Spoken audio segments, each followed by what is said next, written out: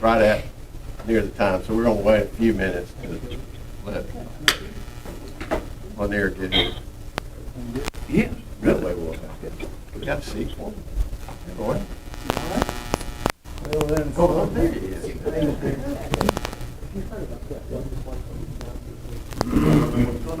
Oh, not much. Yeah. How were you? Well, the Indian was working.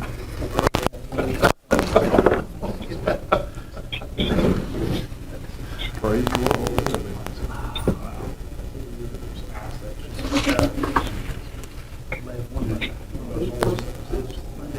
There he goes. Not bad. 11:01. That's pretty good.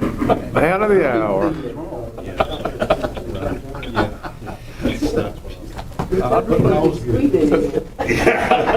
We didn't hear it. You're tired. Even had time to refresh my coffee.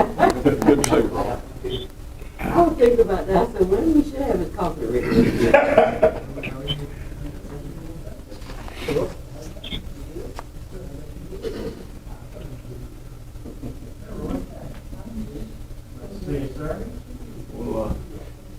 We'll get started if we can get Roy to sit down. He got the toast. That's okay. Great. First, well, before we get started, I just want to thank everyone for being here, especially the commission members, and especially those commission members that are not retired. Like I am. I know it takes some effort. So we will call this meeting to order. This is the meeting of the Alabama Environmental Management Commission. We do have a quorum. Our first item is the consideration of the minutes of the meeting that we held on December the 10th, 2021. I'll entertain a motion for the commission regarding the minutes. Move to approve. Second. I have a motion to approve and a second. Any further discussion? All those in favor of approving the minutes of December 10th, 2021 signify by saying aye. Aye. Any opposed? Motion carries. Agenda item number 2 is the report from our director, who is on the phone today. So, I am here, and good morning to everybody. My apologies for giving this report remotely, but I was exposed to someone who tested positive for COVID, so I thought you all would probably prefer this to be remote rather than in person. But good morning to everybody, and to the others in the room who are joining the meeting. This is the third meeting of the Environmental Management Commission for fiscal year 22. Today's report will focus on the latest developments regarding a number of current issues important to the department. First will be an update on several internal ADM initiatives involving our FY23 general fund budget, the Mobile Field Office, our major software systems upgrade, a review of our telework program, and an update to our beneficial use rules. Next, I'll report on some recent extraordinary federal funding for drinking water and wastewater infrastructure and how that affects the department. And we'll have some new information on the progress EPA is making in the cleanup of certain properties in the North Birmingham 35th Avenue area that I'll share with you. Finally, I'll review the current situation with 2 environmental contaminants of national importance, coal combustion residuals, and per- and polyfluoroalkyl substances, or PFAS. That's a lot to cover. Jason, would you click the first slide up there? All right, we'll begin with the department's fiscal year 23 budget. Jason, can you go to the next slide? ADM has 3 sources of funding. Fees from regulated industries, about 54% of our budget. Federal funding through EPA, about 40% of our budget. And the Alabama General Fund, about 6% of our budget. The regulated industry fee schedule has been the same since 2016. Federal funding has been roughly the same since 2010, but there may be a small increase in fiscal year 2023. They have not adopted the 22 budget yet, so 23 is still out there. The department has received a general fund appropriation of $4 million per year for the last 3 years, and the governor's proposed FY23 general fund budget submitted to the Alabama legislature maintains the $4 million appropriation. The governor's proposed budget also includes a one-time supplemental appropriation requested by the department to defer part of the increased cost of the Mobile field office due to inflation during the 11-year process to close out the Restore Act funding. More about the Mobile field office in just a moment.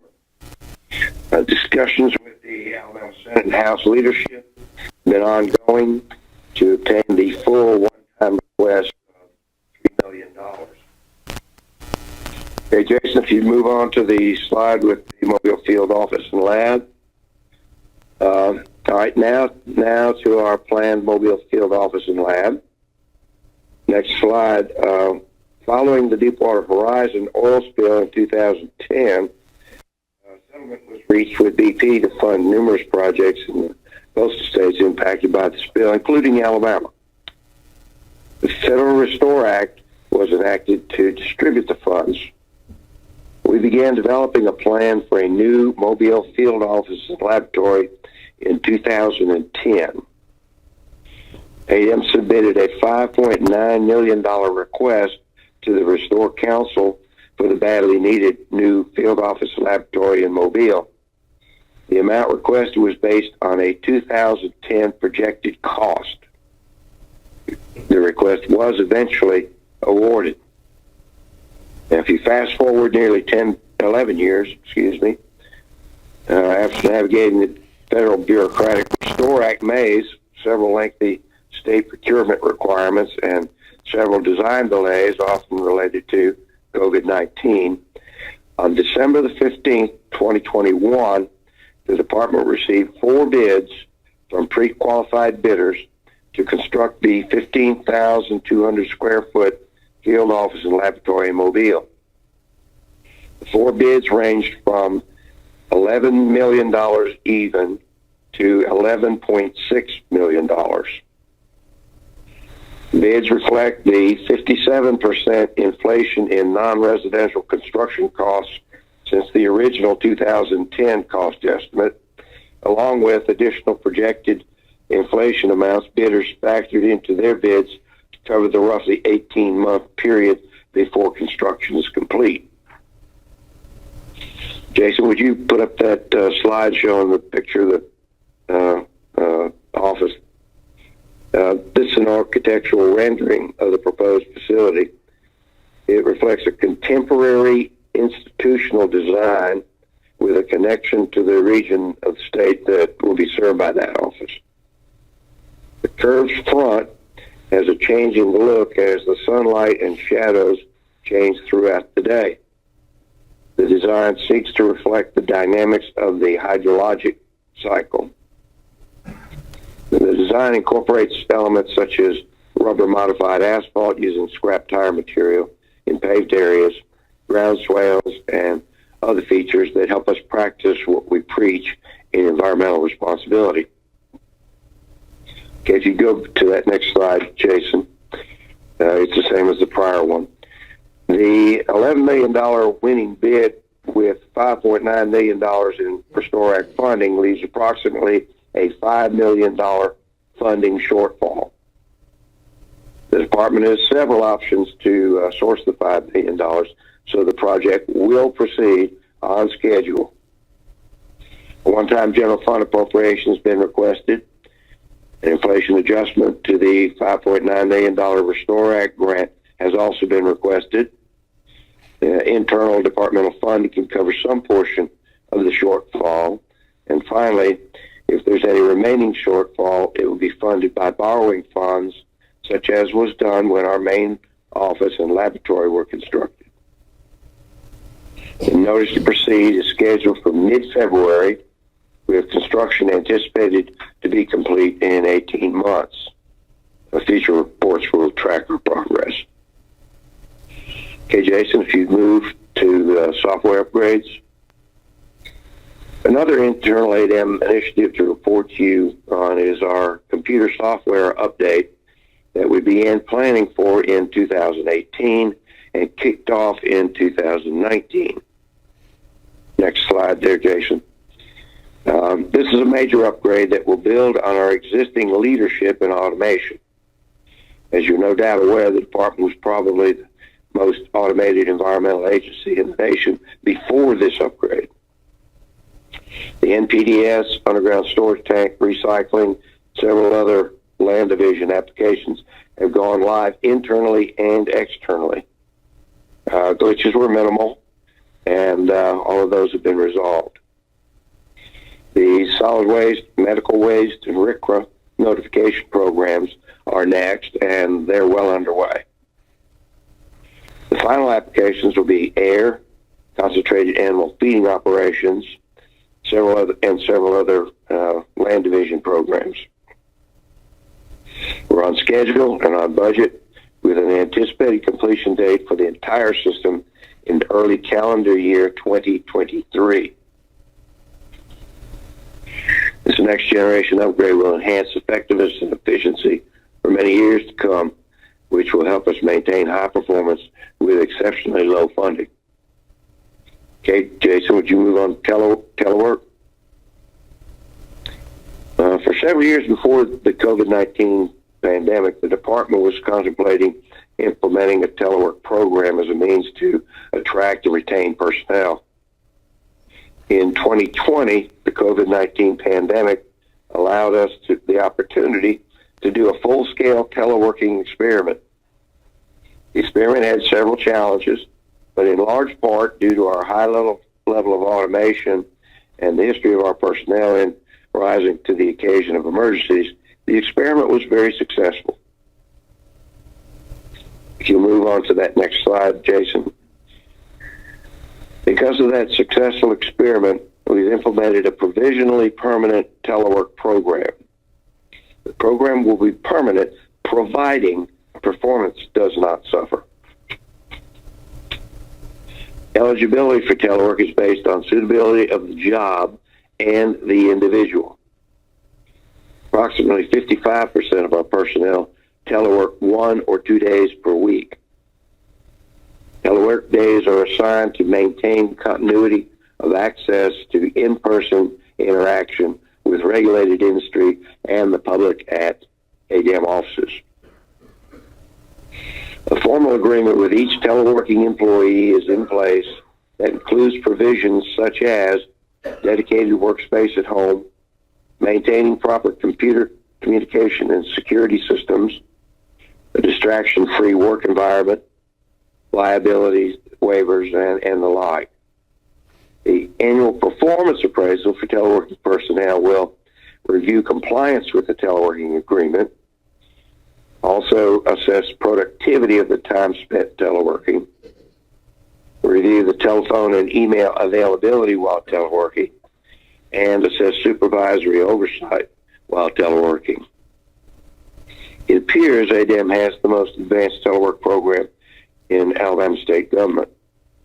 Continuation of the telework program for each individual and the department as a whole is dependent on the success of those teleworking. Okay, moving on to beneficial use rules. Next is an update on our beneficial use rule. Jason, if you'd click over to the next slide with several bullets on it. As was the case with most states, ADEM historically relied on EPA to regulate the land application of biosolids and other beneficial use products in Alabama. Several highly publicized events highlighted the shortcomings of relying on EPA, so in 2019, the department began developing a program to provide state control of these materials. The process involved obtaining input from numerous interested parties, and the eventual adoption of a beneficial use rule in 2020. Much has been learned since that initial rule became effective, and we anticipate bringing an updated beneficial rule for your consideration at either the April or June Commission meeting, depending on the time needed to address any comments from the public. The updates to the beneficial use regulations will provide increased testing for pollutants and pathogens, tighter land application requirements, improved notification requirements, improved odor control, and other provisions to enhance the department's ability to enforce safeguards for property owners, residents, and the environment. The draft rule is currently out for public comment. Okay, Jason, if you move to the drinking water and wastewater infrastructure funding, lead-in slide. Drinking water and wastewater infrastructure around the nation and in Alabama has deteriorated and is in need of funding for upgrades. Next slide, Jason. The state of Alabama was allocated approximately $2.1 billion under the $1.9 trillion American Rescue Plan Act, or ARPA, that was signed into law on March the 11th, 2021. The governor and the Alabama legislature have acted to provide $225 million to upgrade drinking water and wastewater infrastructure in Alabama. On November 15, 2021, the $1.2 trillion bipartisan infrastructure law, or BIL, was signed by the president. The estimated funding for drinking water and wastewater infrastructure in Alabama is $765 million over a 5-year period. The first year total for Alabama is approximately $137 million. The BIL funding is broken into 3 categories: upgrading physical drinking water and wastewater systems, the replacement of drinking water lead service lines, and controlling contaminants of concern, which is primarily PFAS compounds. The Alabama legislature tasked ADEM with managing the ARPA funds. The bipartisan infrastructure law requires the state revolving fund programs in each state to manage those funds, which in Alabama means ADEM. The process for both ARPA and BIL funds will involve determining what the needs of the 1,100 systems in Alabama are, prioritizing those needs, overseeing the distribution of the funds, and finally, assuring the funds are used for the intended purposes. There will be special emphasis on underserved communities, especially in the Black Belt areas. Together, the 2 funding programs will require ADEM to administer approximately $1 billion of new grants and loans over the next 5 years. It will be a challenging task, and future reports will provide you updates on these activities as we go. Okay, Jason, if you'd move to North Birmingham.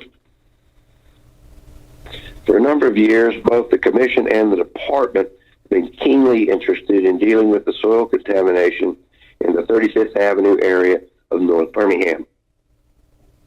Move on to the next slide there, Jason. The Collegeville, Fairmont, and Harriman Park neighborhoods near 35th Avenue in North Birmingham are impoverished areas where elevated levels of several contaminants exist that are the cause for great concern for those residents of those communities. Fill material brought in many years ago to mitigate flooding is the source of the contamination. EPA has preemptively exercised its regulatory authority to oversee management of the area since the mid-1980s.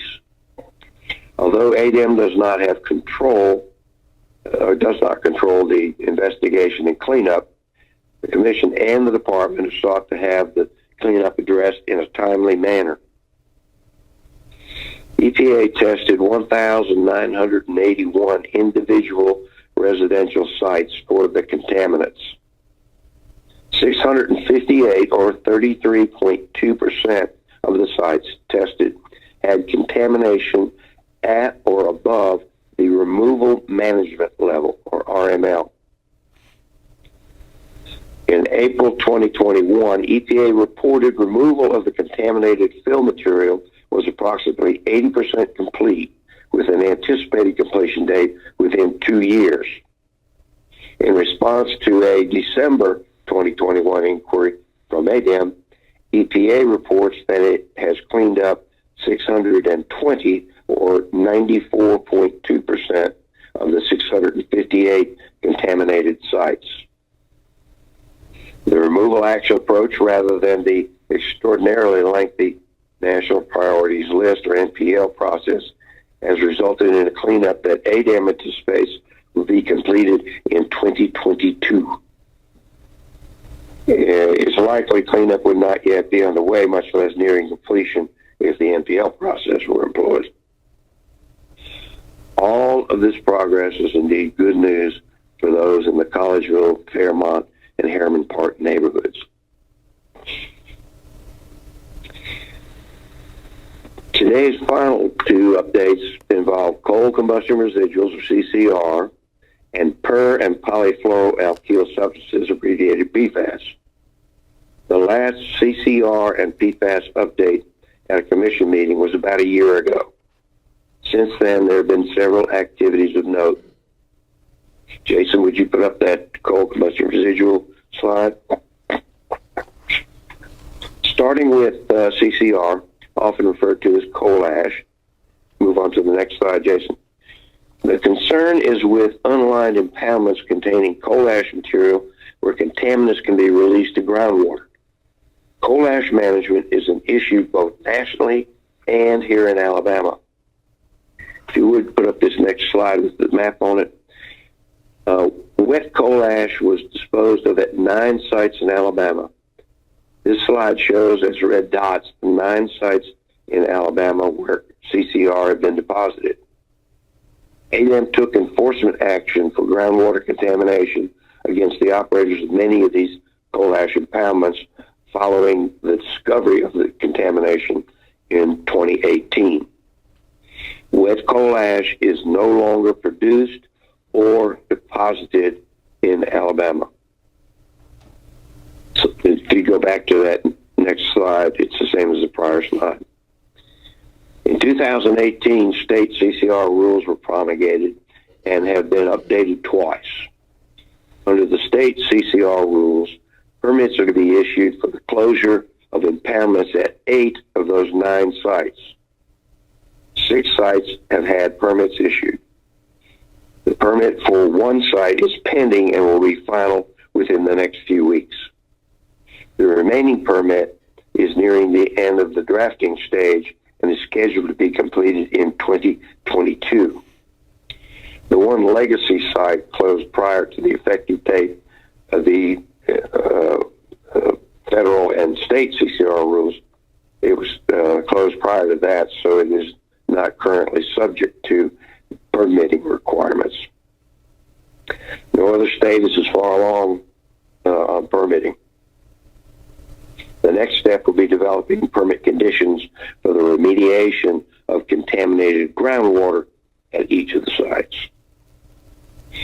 In December 2021, ADEM submitted a package to EPA to become the 4th state granted partial approval of its CCR program. Full approval of Alabama's CCR program must wait until the federal program is final in order to meet the requirement that our program be as protective as the federal program. Full approval of our CCR program will allow the regulated community, EPA, and the courts to defer to state regulatory oversight rather than relying on citizen lawsuits to enforce CCR regulations. Jason, if you move to the PFAS slide. Our final update topic is per- and polyfluoroalkyl substances, abbreviated as PFAS, which is an issue throughout the nation and here in Alabama. If you'll move to the next slide, Jason. The number of the 5,000 members of this family of chemicals are extremely stable which causes them to be persistent in the environment. Because of that stability, and because they are used in so many applications, they are widely present throughout our environment and have a tendency to accumulate in humans. Drinking water is the primary pathway for accumulation in humans. Despite more than a decade of concern over the possible adverse effects of the accumulation of the chemicals in humans and extensive ongoing research, EPA estimates they are still a couple of years away from developing maximum contaminant level, or MCL, standards for drinking water. In the past year, testing methods and control strategies have been developed by EPA, which is helpful. Here in Alabama, ADEM is proactive in addressing PFAS, though without federal PFAS standards, we must use means other than traditional enforcement tools.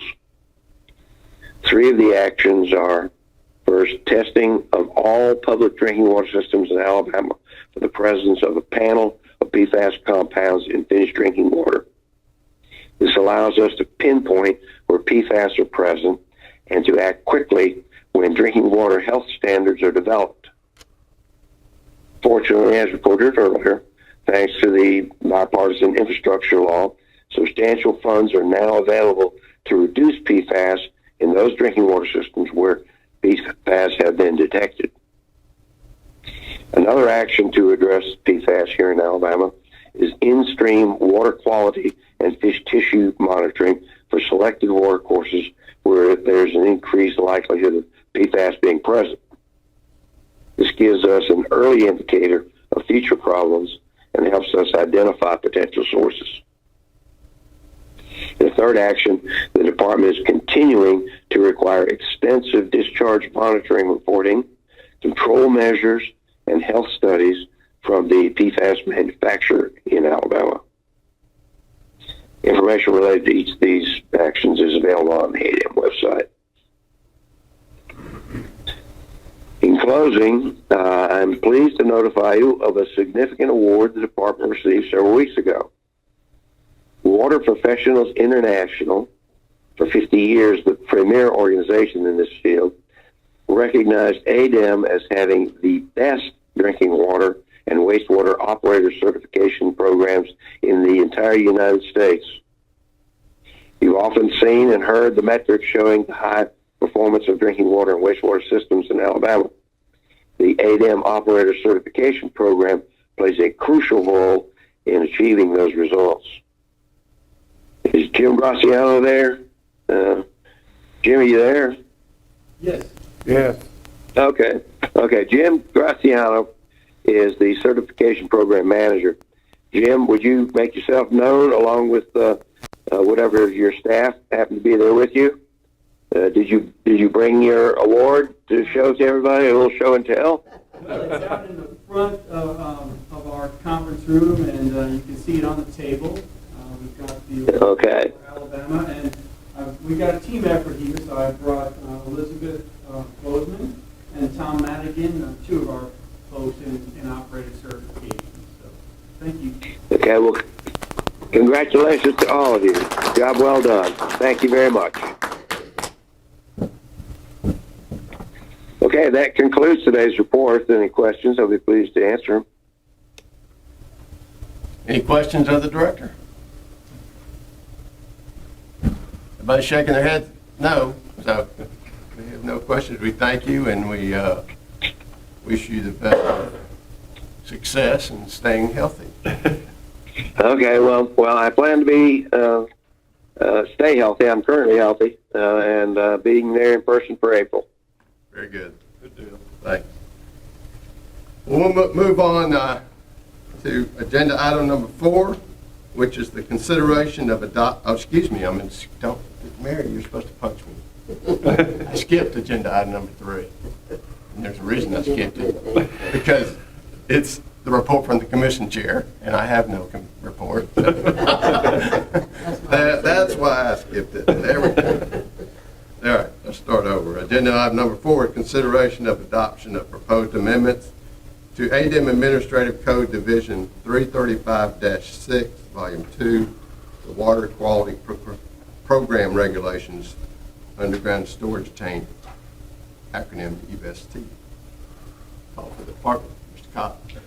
Thank you, Mr. Chairman, and good morning, Commissioners. I'm Stephen Cobb, Chief of the Land Division, and I'm here today to recommend that the Commission adopt amendments to the Department's Division 6, Chapter 15, Technical Standards for corrective action requirements and financial responsibility for owners and operators of underground storage tanks. Revisions to this chapter of the ADM Administrative Code are being proposed to update and clarify the requirements for technical standards, corrective action plans, preliminary investigations, free product removal, investigative derived waste, operation and maintenance of systems, including spill prevention equipment, and release detection, and to make updates to analytical methods. The proposed revisions to the technical standards were the subject of a public comment period, which ran from November 21, 2021 to January 6, 2022. Public hearing was held at the department on January 6, 2022. No oral comments were received during the hearing, and no written comments were received during the public comment period. The revised regulations are presented to you today for your consideration, and the department asks that the Commission adopt the proposed changes to the Department's Division 6, Chapter 15 regulations. I'm happy to answer any questions that you might have. Any questions of the department? We'll then entertain a motion from the Commission regarding the proposed amendments to the Water Quality Program Regulations for underground storage tanks. Move to adopt the proposed amendments as presented. Second. Have a motion to adopt and a second. Any further discussion? All those in favor of adopting the motion signify by saying aye. Aye. Any opposed? Motion carried. Thank you.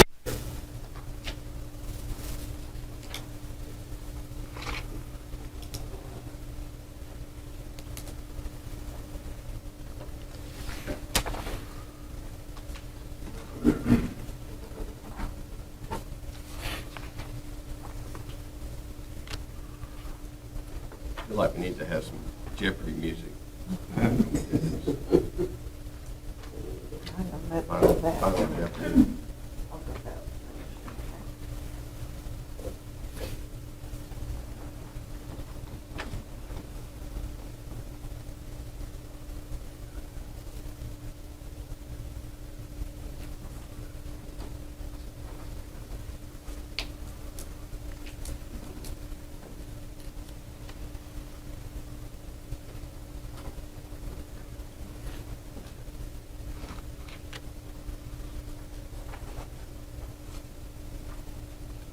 We'll now move on to agenda item number 5. This is the consideration of adoption of proposed amendments to ADM Administrative Code Division 335-7, which is the Water Supply Program Regulation. Commissioners, good morning. I'm Jeff Kitchens, Chief of the Water Division. For your consideration today are proposed revisions to Division 7 of the ADM Administrative Code, which are the Public Water Supply Regulations. Revisions to Rules 335-7-4.04 and 335-7-4.07 add the requirements for new water systems and existing water systems with a history of noncompliance, respectively, to develop an asset management plan. These revisions will allow the department to implement new federal requirements under the America's Water Infrastructure Act, also known as AWIA, which directs primacy agencies to incorporate asset management into their capacity development programs. Revisions to Rule 335-7-7-.04 adds more prescriptive requirements to the existing requirement that water systems inspect their finished water storage tanks at regular intervals and repair deficiencies in a timely manner. The proposed revisions are consistent with industry standards and other state primacy agencies. Notice was published on November 21, 2021, and the public hearing was held on January 10, 2022. No comments were received during the public hearing, but written comments were received during the public comment period from 2 individuals regarding the finished water storage tank maintenance rule revisions. After consideration of the comments, the department has proposed 2 revisions to the original proposed rules for the reasons noted in the reconciliation statement you have before you. Additional comments have been addressed and no additional changes are proposed. We respectfully ask for your favorable consideration of the proposed rules with the revisions noted, and I would be happy to answer any questions that you may have. Any questions for Mr. Kitchen? So you guys did read the specific comments and acted upon it? That is correct. Okay. Any other questions? Very well, we'll entertain a motion from the commission regarding proposed amendments to the water supply program regulations. Move to adopt the amendments as presented. Have a motion to adopt and a second. Any further discussion? All those in favor of adopting the said proposed amendments signify by saying aye. Aye. Any opposed? Motion carries. Thank you.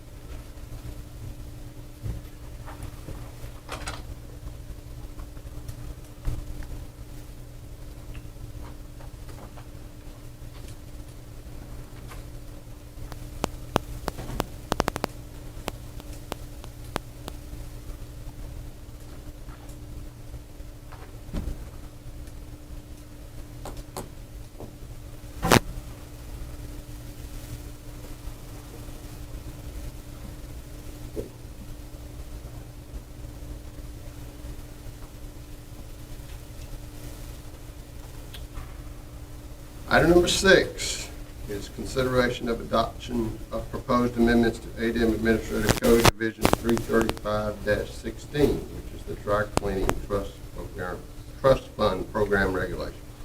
Call on the department, Mr. Cobb. Thank you, Mr. Chairman.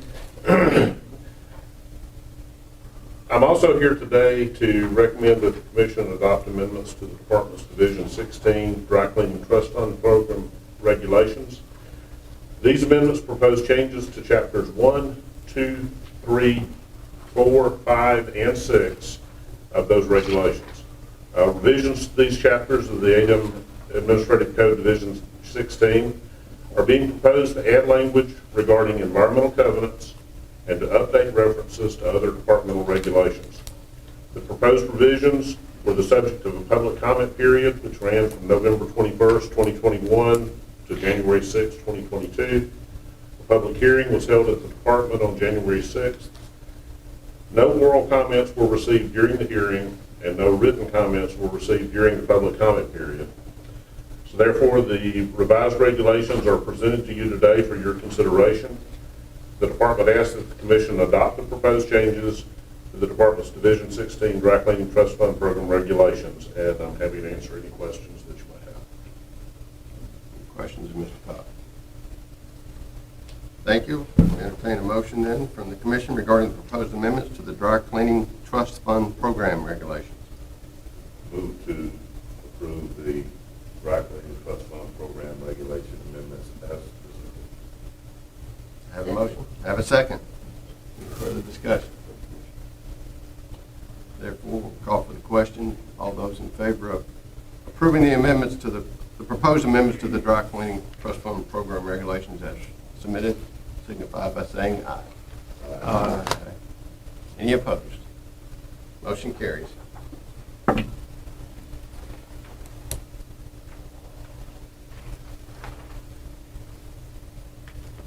Didn't know that February was Administrative Code Amendment Month.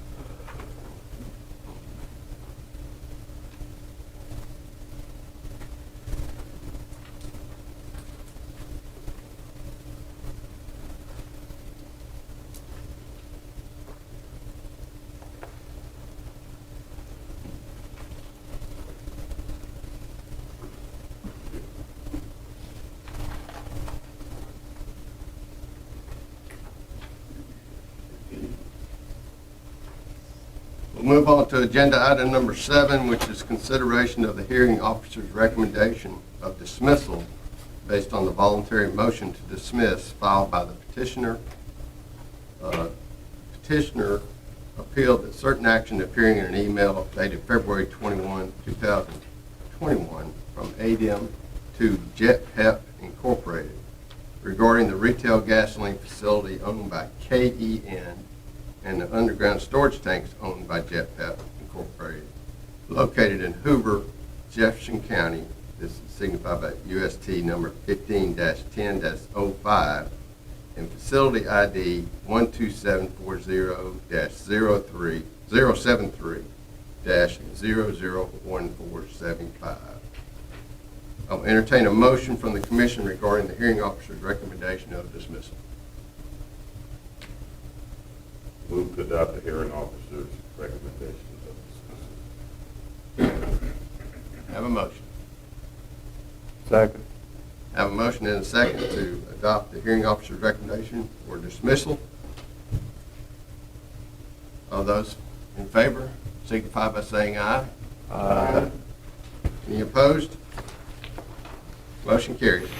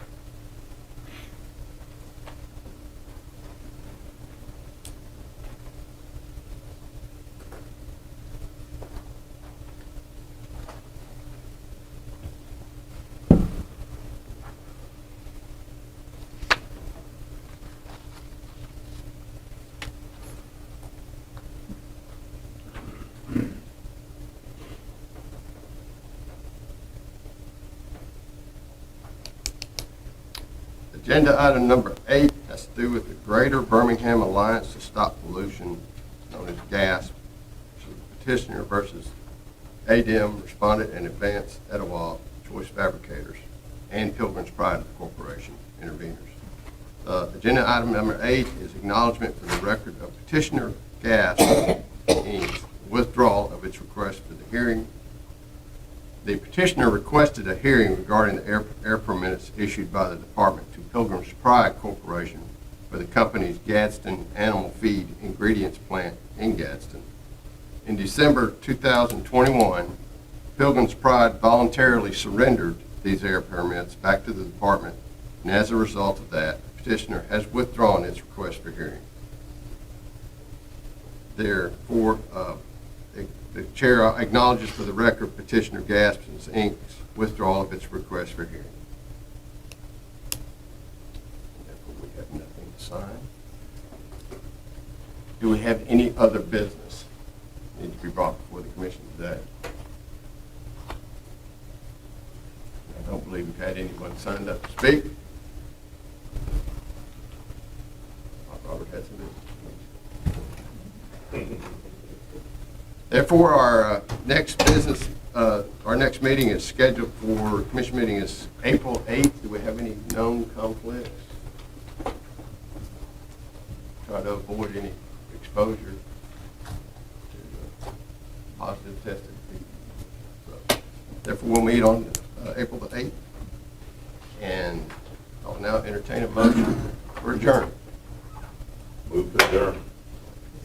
Have a motion, have a second to adjourn. All those in favor, signify by saying aye. Aye. Thank you for being here. Appreciate it, everyone. We are adjourned.